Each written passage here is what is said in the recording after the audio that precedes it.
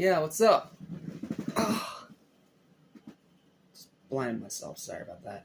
Anyway, if you guys are wondering what's going on here, I got a job at this pizzeria joint. Apparently, it was a big hit with the kids back in the '80s. So I gotta get over there as quick as possible. But I have a few hours before my shift. So I think in the meantime we can, well, sit here and chat for a little bit because I saw a movie today. It's a pretty freaking damn good one, let me tell you. What's up? What's happening? What's going on, everybody? Welcome back to the Animation Station. I'm such a fan of the animation, and while I'm waiting for the hours to tick down so I can actually go start my shift, why don't we talk about a big deal movie that literally just came out yesterday that I wanted to review yesterday, but technical bullshit happened. So because of that, as you can see, I'm kind of just trying to get this in before I have to go to my shift. So, let's not waste any time here and just dive straight into Five Nights at Freddy's. I'm going to let my written review speak for itself because it's probably one of the longest ones I've ever written. So, sit back, relax, enjoy, and don't worry, this is going to be a positive review. I'm not fucking IGN. So, sit back, relax, and enjoy. Well, it has finally happened. After suffering through a delayed showing and numerous Wi-Fi issues that kept my Peacock crashing like it was a Golden Freddy game-ending jump scare glitch, today I finally saw Five Nights at Freddy's, the movie. Now before we begin, I do need to make this very clear. This review is coming from a very casual fan and relative newcomer of FNAF. I've heard all about the games and I've seen all of the completionist vids about it, which helped me learn about its very convoluted lore.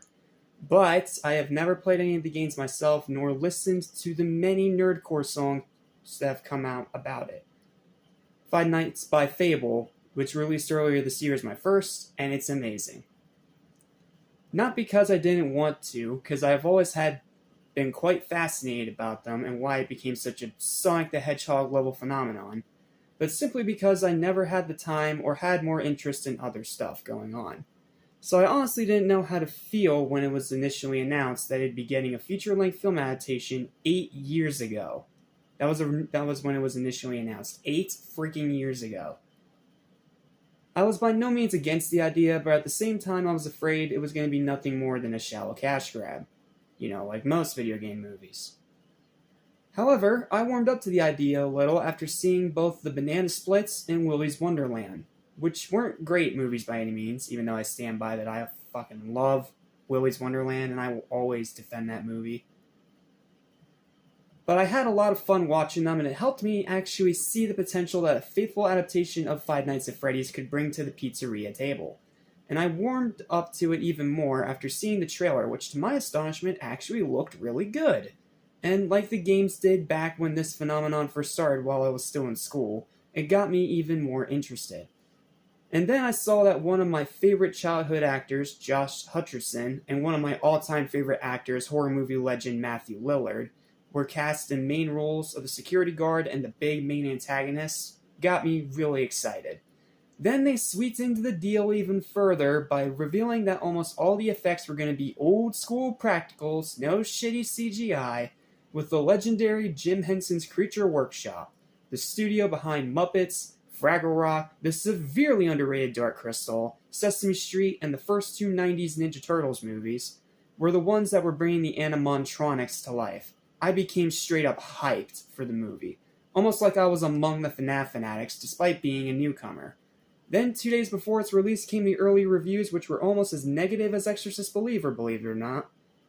Believe it or not, ha ha ha ha, me and my bad puns. Calling it a complete utter mess and way too convoluted to be even remotely enjoyable. Then the day after that came the reviews from actual reliable sources, and they were all over the place in terms of quality. Jeremy Jahns called it dog shit, Austin Burke called it disappointing, Sean Chandler called it just good enough, Cody Leach called it pretty fun but tame, 3C Films called it decent, Zach Pope called it good, so on and so forth. Oh, and Dr. Wolfiola called it bad.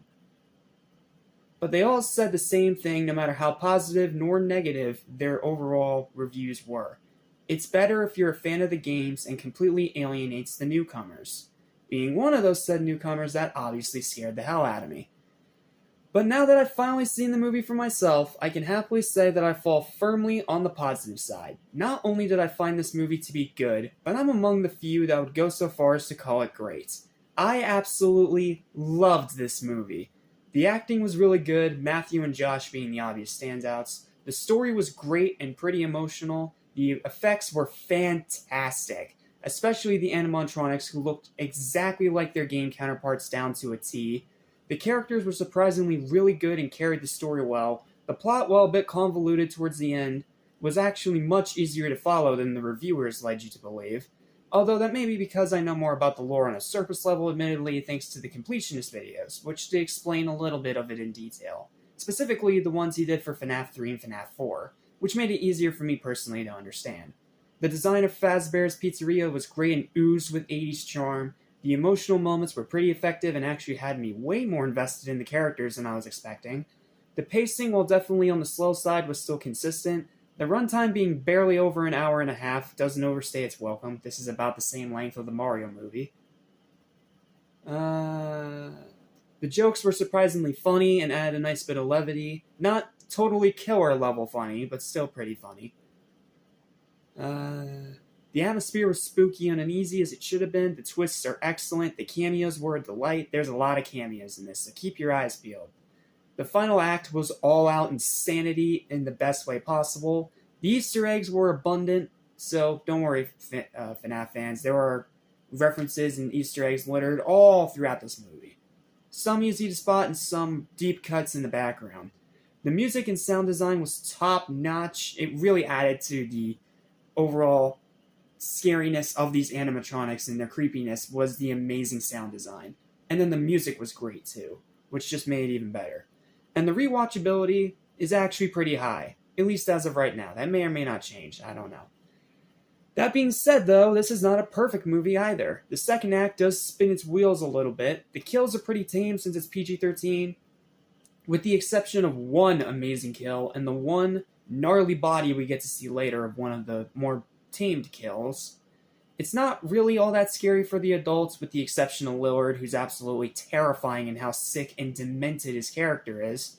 And unfortunately, there's a huge lack of screen time for Matthew Lillard, despite being a huge part of the marketing, as he's only in the first and final act, which is definitely a bummer, especially since, like always, he gave it 110%.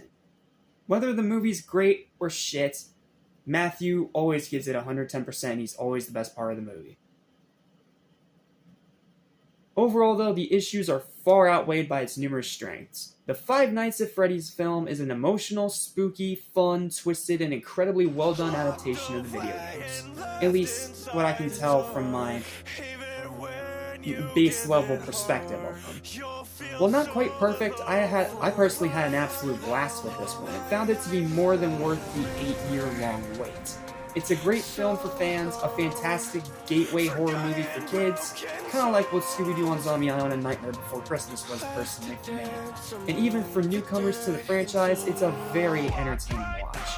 And yeah, you can say that I'm a big fan of the series now, hoping and praying that this gets a sequel and dethrones Barbie from its highest grossing movie of the year thing. Ignore the bullshit from the outlets, 7GN, Games Radar, Rotten Tomatoes, etc., etc.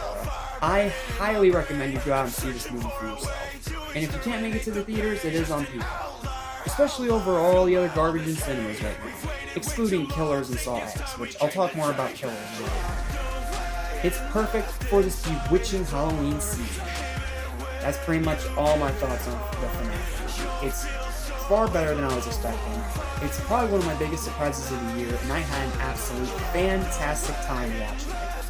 Sure, I may be among a very small few, but I would say, even if you're a newcomer, check this movie out. It's spooky, it's creepy, it's funny, it's emotional, and it's a lot of fucking fun. So, if you are someone that's never seen this franchise, or have been, hesitant to check out this franchise, let this movie be your gateway, because the movie does a great job at resembling, at least what I can say from a newcomer's perspective, the games and how they're so damn iconic. So, Yeah, I literally have nothing else to say. Final verdict for Five Nights at Freddy's is going to be a high, possibly among very few, and probably more than a little bit controversial, but you know what, it's my review, fuck it, is going to be a high 9.5 out of 10. Yes, it is almost a 10. It was that close to being a 10 because I was having so much fun. I barely had any nitpicks or whatsoever, or any problems. I had an amazing time with the FNAF movie, and I think whenever you get around to seeing it for yourself, you will have a damn good time too, especially if you're a fan of the games. Now, I can't say it's the best video game adaptation, because the Sonic movies exist, but this is definitely about on par, if not better, than the Mario movie that came out earlier this year, and it's definitely easily among the higher tier of the video game movie adaptations. This is one that you absolutely need to check out for yourself, whether it's in theaters or watching on home at peak. I can't talk. Shit. Whether it's checking it out in theaters or watching it at home on Peacock with your family, you're gonna have a great time. And I think kids are going to enjoy this movie too. This is going to be their gateway into the horror genre. A lot like, again, what Zombie Island and Nightmare Before Christmas was for me personally.